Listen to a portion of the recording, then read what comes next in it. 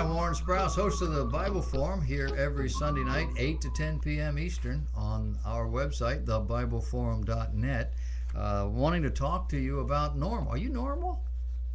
Dinesh D'Souza, Dr. Dinesh D'Souza, has found himself in a jumpsuit in jail, and now he is back before a judge. And the judge has given him some pretty disturbing news. Well-known author and educator, he was found guilty of arranging straw donors to contribute $10,000 to a failed Senate race of a college friend by the name of Wendy Long back in 2014. He did plead guilty. He received 5 years probation, a $30,000 fine. He needed to do community service, and there was a requirement that he receive psychological counseling. Judge Richard M. Berman in Manhattan ruled that D'Souza must continue community service for 4 more years and then continue psychological counseling. The psychologist that Dr. D'Souza was sent to reported to the court, this was just past week on Monday, July 13th, reported to the court that he, quote, found no indication of depression or reason for medication. In addition, the psychologist submitted a written statement concluding there was no need to continue the consultation because D'Souza was psychologically normal and well-adjusted. Well, Judge Berman responded with, quote, you have to understand, I have a background in social work with a psychology major. I'm sensitive to mental health issues in the criminal cases I hear, and I do not want to end psychological counseling at this time in Mr. D'Souza's case. What's going on? Well, what's going on here is the judge is steeped in secular psychological theory. And Dr. D'Souza has demonstrated very poor judgment. The judge called it stupid. But Dr. D'Souza is not a stupid man. Dr. D'Souza was at the height of his career when all of this happened, writing several best-selling nonfiction books, producing feature-length films. No one, apparently, according to the judge, can be this successful and this smart and still do something this stupid unless he has a psychological problem. Now, my question in all of this is not to rail against the judge or to condemn Dr. D'Souza in any way. People do foolish things. He was actually caught coming out of a hotel in the early morning with a woman, not his wife. I mean, he's not the smartest man on the planet when it comes to some of these things, but he's got a good brain. He can think, he can do. He's not crazy. He's just human. But the question is, what is smart about drinking a liquid known to render you morally weak and physically unstable? That's not smart. I'm guessing the judge does stuff like that.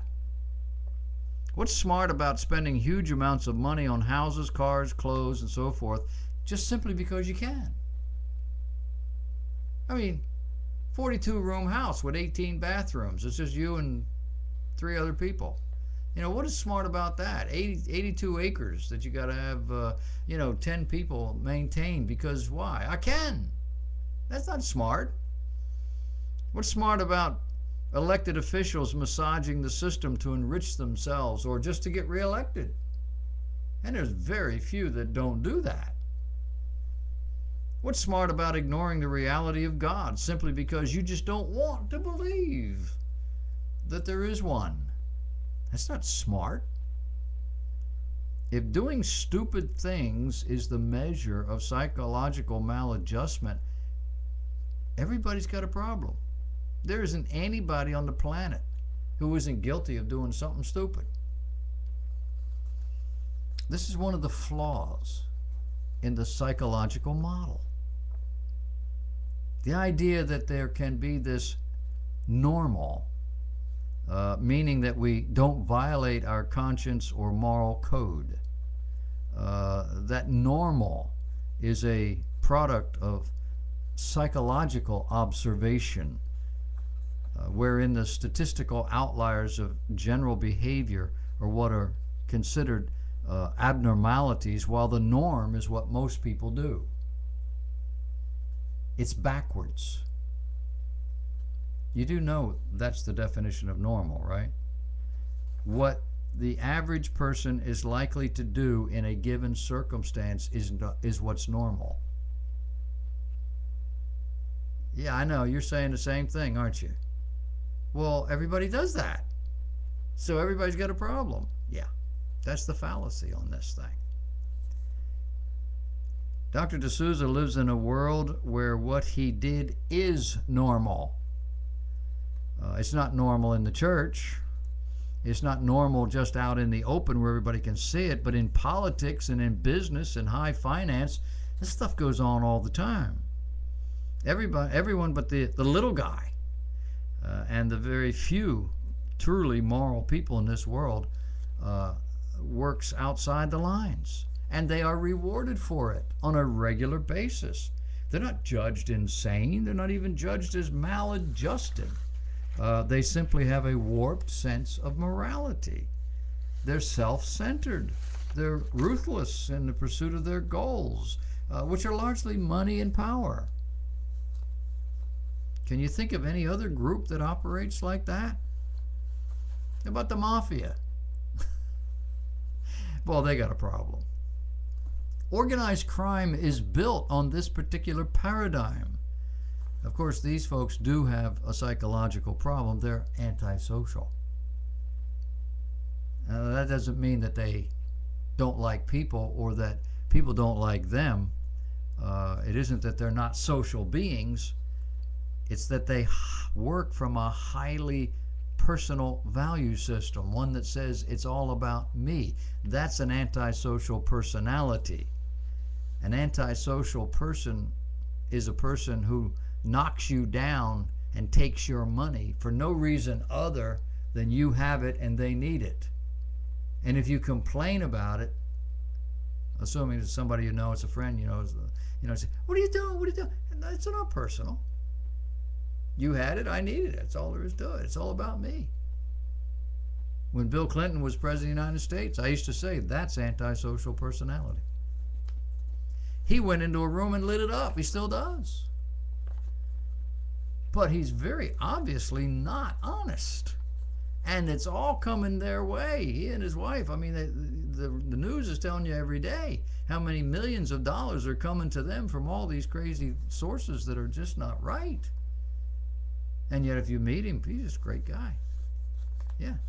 Antisocial personality disorder. It's all about me. I'm a friendly guy. Give me money. Yeah. If D'Souza needs psychological counseling, how much more Bill Clinton or Donald Trump? Can you be in politics today and not lie? The president has to lie almost every day. He's got to tell you things that aren't true. He's not allowed to tell you the truth in many, many ways. People in Congress and in local government, they can't tell you what they're doing. They have to tell you a lie. Do they need counseling? It's a crazy world. But it's always been like this. Crazy got acceptable in part when the psychological community started telling people what was normal and what was abnormal. We don't understand. But these people have put together a statistical norm based on what the majority think is right and wrong. And they have carved out the outliers north and south and said, that's not normal, that's not normal. This stuff in the middle is normal. And it's a shifting value system. Can you see where all this is going? Oh, we're already there, aren't we?